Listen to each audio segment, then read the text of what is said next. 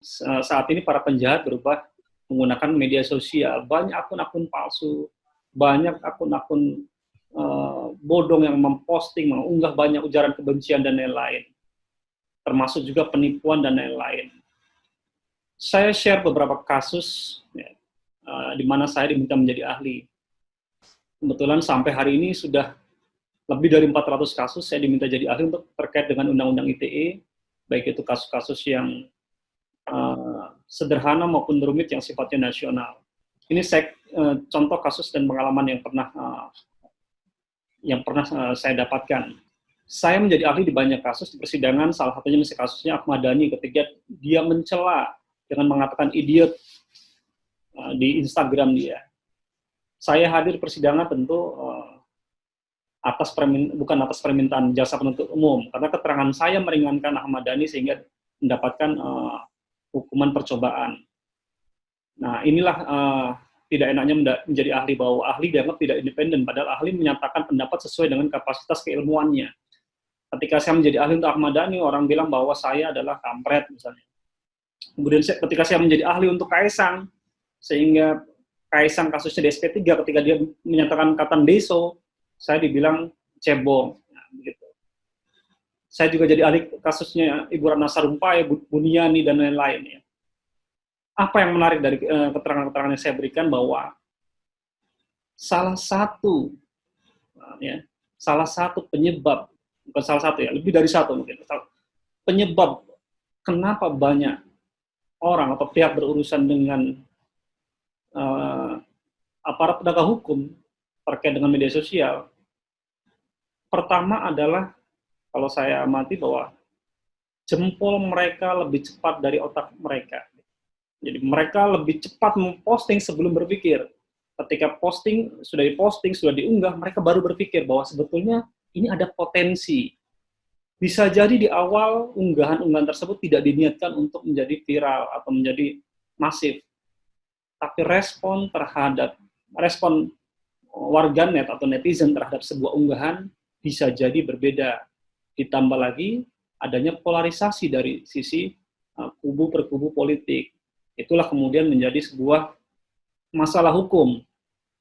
Jadi itu yang pertama. Yang kedua, kadang postingan kita sudah benar, kita mengkritik, menyampaikan pendapat dengan cara yang baik, mengkritik pejabat publik, instansi, atau perusahaan, tapi orang yang dikritik atau menerima kritik keberatan, dan kemudian melaporkan ke aparat penegak hukum. Inilah yang kami amati, bahwa dalam beberapa tahun terakhir, kasus-kasus pencemaran nama baik terjadi model asymmetric case. Artinya apa asymmetric case? Kasus-kasus yang terjadi adalah kasus antara orang kuat dengan orang lemah. Direktur lawan karyawan, pejabat lawan pegawai, misalnya gubernur melawan rakyatnya, dan seterusnya. Asymmetric case ini jumlahnya mungkin sekitar 60-70% dari kasus-kasus pencemaran nama baik yang ada di Indonesia. Akibatnya apa? Akibatnya Undang-Undang ITE dianggap sebagai salah satu biang masalah dari penanganan penegakan hukum di internet. Undang-undang ITE disebut sebagai pasal karet dan seterusnya. Padahal kalau kita penegak hukum, tentu kita paham bahwa semua pasal di semua undang-undang bisa saja dikaretin, tergantung daripada moral dan etika dari aparat penegak hukum dan para pihak yang memanfaatkan pasal atau undang-undang tersebut. Ini menjadi sebuah masalah. Lalu bagaimana Undang-Undang ITE mengatur? Nah, saya bicara histori Undang-Undang ITE-nya dulu. Undang-Undang ITE pertama kali dirumuskan, ya, Undang-Undang ITE merupakan rumusan dari gabungan dua undang-undang, yaitu Undang-Undang Digital Signature dari UI dan Undang-Undang Pemanfaatan Teknologi Informasi dari UNPAD, digabung menjadi satu, menjadi Undang-Undang ITE. Rumusan awal Undang-Undang ITE awalnya tidak pernah berpikir untuk mempidanakan seseorang.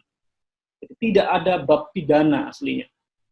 Bahkan sampai naskah akademis terakhir, Undang-Undang ITE tidak disisipkan pidana, tapi ketika terjadi pembahasan di DPR, disitulah terjadi dinamika bahwa perlunya bab tentang pidana dalam Undang-Undang ITE. Kemudian dimasukkanlah bab pidana. Dari mana bab pidana itu diambil? Salah satu rumusannya diambil dari Convention on Cybercrime di Budapest. Di situ ada rumusan contoh-contoh pidana cyber yang ada di Uni Eropa. Diambillah klaster-klaster pemidananya, ada hal terkait ilegal, ada forgery, ada penyalahgunaan perangkat, ada interferensi, yang kemudian diadop dalam bentuk pasal per pasal. Apa saja perbuatan dilarang misalnya, contoh ilegal adalah illegal content. Konten apa saja yang dilarang, misalnya kesusilaan. Kenapa kesusilaan bukan pornografi? Karena kesusilaan, pornografi itu hanya menjadi part of kesusilaan, hanya menjadi bagian. Ada kesusilaan lain? Ada. Misalnya apa? Persenggaman menyimpang atau perilaku seks menyimpang dan lain-lain yang tidak spesifik menampilkan ketelanjangan atau alat kelamin. Itulah makna kesusilaan. Kesusilaan juga maknanya bisa relatif. Di satu wilayah mungkin misalnya alat kelamin atau misalnya bagian tubuh tertentu dianggap sebuah aib atau sebuah porno, di wilayah lain mungkin dianggap sebagai hal yang biasa. Itulah kenapa maknanya kesusilaan, bukan pornografi. Larangan lainnya adalah konten perjudian, kemudian penghinaan, pencemaran nama baik, pengancaman, pemerasan, berita bohong, dan provokasi sara, kemudian pengancaman untuk menakut-nakuti secara pribadi, dan selebihnya adalah akses ilegal, penyadapan, kemudian ada juga interferensi terhadap sebuah sistem, kemudian menjual atau mengimpor atau mendistribusikan sebuah produk atau perangkat yang digunakan untuk kejahatan dan pemalsuan. Nah, ini adalah rumusan-rumusan pidana yang ada di Undang-Undang ITE. Dari sekian banyak rumusan pidana, yang paling banyak sering digunakan adalah pidana terkait illegal content, khususnya konten-konten berkaitan dengan pornografi, penipuan, dan pencemaran nama baik. Pertanyaannya, dengan rumusan Undang-Undang ITE yang pidananya banyak dan diatur sangat kompleks, kenapa kejahatannya kok semakin banyak? Kenapa crime index di Indonesia, kejahatan cyber sangat tinggi?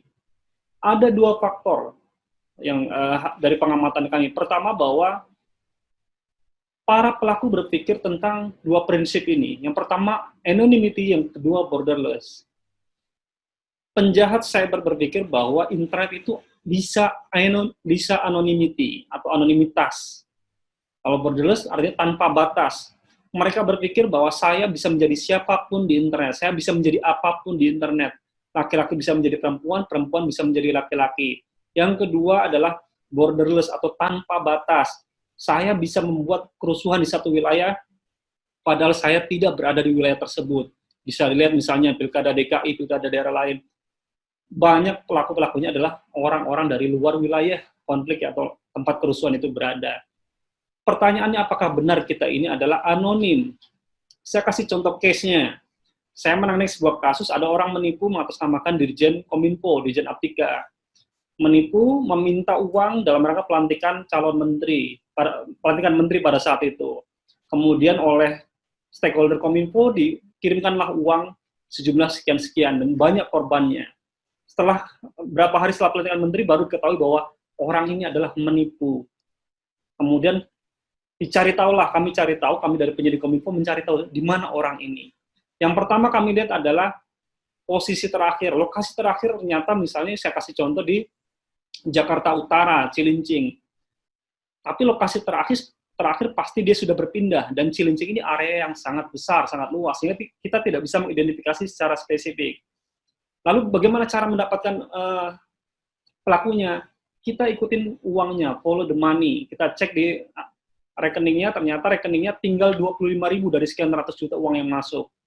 Kalau penjahat biasanya mereka akan mengambil secara offline di mesin-mesin ATM. Makanya kita cek ATM-nya, ternyata dia ngambil di daerah Kramat Jaya, Jakarta Utara.